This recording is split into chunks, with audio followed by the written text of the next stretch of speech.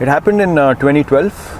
Played the IPL in 2012 and the lead up to that was interesting because 2012 में हुआ IPL, 2012 में खेला और उससे पहले का समय दिलचस्प था क्योंकि मैंने ऑस्ट्रेलिया में 2012 में अपना पहला टेस्ट 100 बनाया था। उसके बाद होबार्ट में श्रीलंका के खिलाफ वह मैच जहां हमने 40 ओवर में लक्ष्य प्राप्त किया, वो सच में अचानक से आया। मैं नहीं मानता था कि मैं अंतर्राष्ट्रीय स्तर पर ऐसा कुछ कर सकता हूं। वह हुआ, उससे मुझे बहुत विश्वास मिला और फिर एशिया कप आया और मैंने पाकिस्तान के खिलाफ 133 रन बनाए। एक रविवार को सभी देख रहे थे।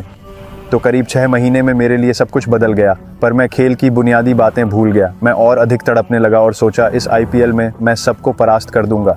पर जैसे ही IPL शुरू हुआ, कुछ मैच जो मेरे पक्ष में नहीं गए और मेरी सोच पूरी तरह से बदल गई। मैं जो भी दिखा वो खाने लगा। मैंने कैंडी पैकेट्स 40 टुकड़े प्रति पैकेट ख़त्म कर दिए। मैं हफ्ते में 3 पैकेट्स ख़त्म कर देता था। मैं बहुत ख़राब खाना और सोना कर रहा था। मेरी आदतें बिखर गईं और मैंने IPL समाप्त किया। मुझे याद है, मैं घर गया, पहले दिन शावर से निकलकर शीशे में खुद को देखा और शर्मिंदा हुआ।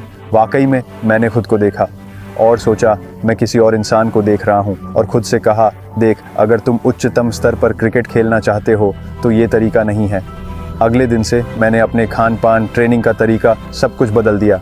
उसके बाद से ये सिर्फ एक जुनून था।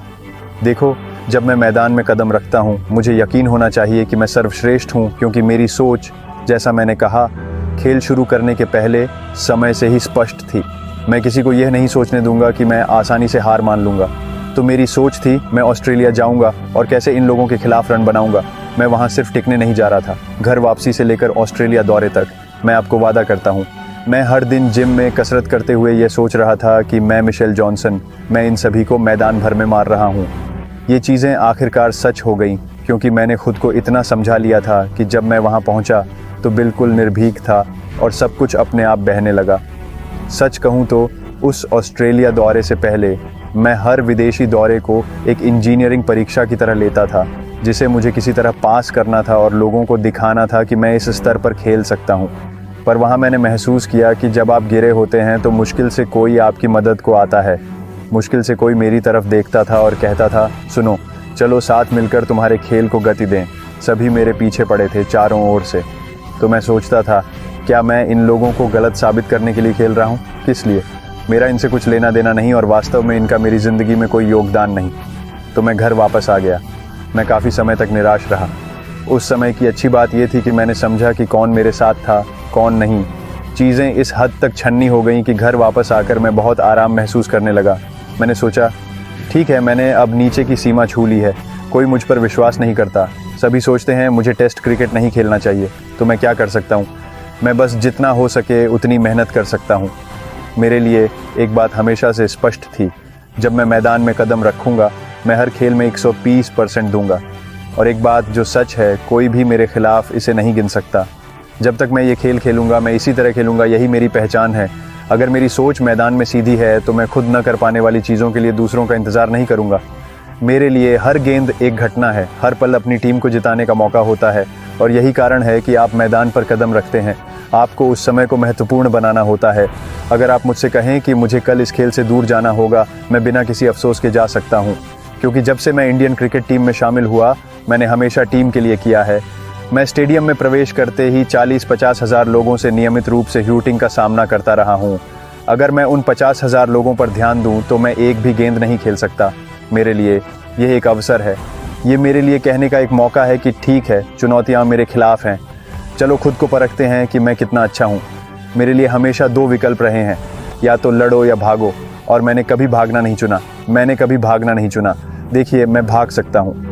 अगर मैं रात को शांति से नहीं सो सकता तो मेरे लिए वह सार्थक नहीं है। मैं तो लड़ाई चुनूंगा। अगर मैं असफल होता हूँ तो मैं जानता हूँ कि मैंने सही विकल्प चुना, और यही मुझे शांति देता है। मेरे लिए जब मैं मैदान से बाहर आता हूँ, जैसा मैंने अभी कहा, मुझे यह जानना होता है कि मैंने अपना सब कुछ दिया और मैं शिशु की तरह सोता हूँ।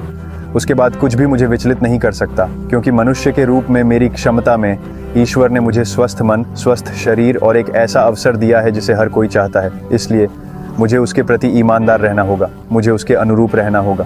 तो मेरे लिए ये चीज़ें सिर्फ प्रक्रिया का हिस्सा हैं जिसमें आप आगे बढ़ते रहते हैं। आप सकारात्मक विकल्प चुनते रहते हैं। चाहे आपको सफलता मिले या नहीं, वह महत्वपूर्ण नहीं है, लेकिन कभी पीछे कदम नहीं हटाएं। डर का सामना करें, उसे आंखों में देखें और कहें, ठीक है, मैं मुस्कुराहट के साथ आपका सामना करता रहूँगा और मैं अपनी ज़िंदगी भी इसी तरह जीता हूँ। मैं अपनी ज़िंदगी आधी अधूरी नहीं जीता। मैंने कभी भी ऐसा कुछ नहीं किया जिस पर मुझे 100% विश्वास ना हो।